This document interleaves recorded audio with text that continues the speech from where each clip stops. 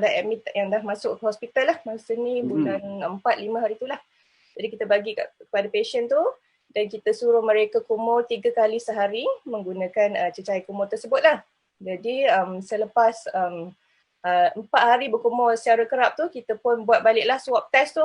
Ya, kajian kita tu kita ada actually kita ada empat kumpulan lah. Satu kumpulan kita bagi betadine, satu kumpulan bagi Listerine, satu kumpulan bagi air kosong, air pipe, dan satu kumpulan tu tak bagi apa-apa. Jadi kita compare lah antara 4 tu. Jadi selepas 4 hari berkumur secara kerap tu, kita dapati bahawa 100% yang berkumur dengan povidone iodine tu, dia punya swab tu dah negatif. Oh, Masya Allah, subhanallah. Yang Listerine tu, daripada 5 orang tu, 4 orang dah negatif. Manakala yang ambil air kosong dengan tak kumur apa-apa tu, cuma seorang saja negatif. Yang lain masih positif pada hari ke-4.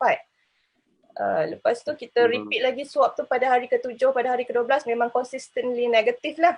Jadi daripada situlah kita membuat recommendation ni lah, dan kita pun tengok juga laporan-laporan artikel daripada luar negara pun memang ramai juga yang buat kajian ini. Cuma masalahnya ialah kebanyakan kajian tu menggunakan sampel pesakit yang sedikit. Jadi bila sedikit tu macam sukar sikit lah untuk kita bawa recommendation ni ke atas lah. Maksudnya kita pun dah buat laporan ni kepada Kementerian Kesihatan, sementara mereka kata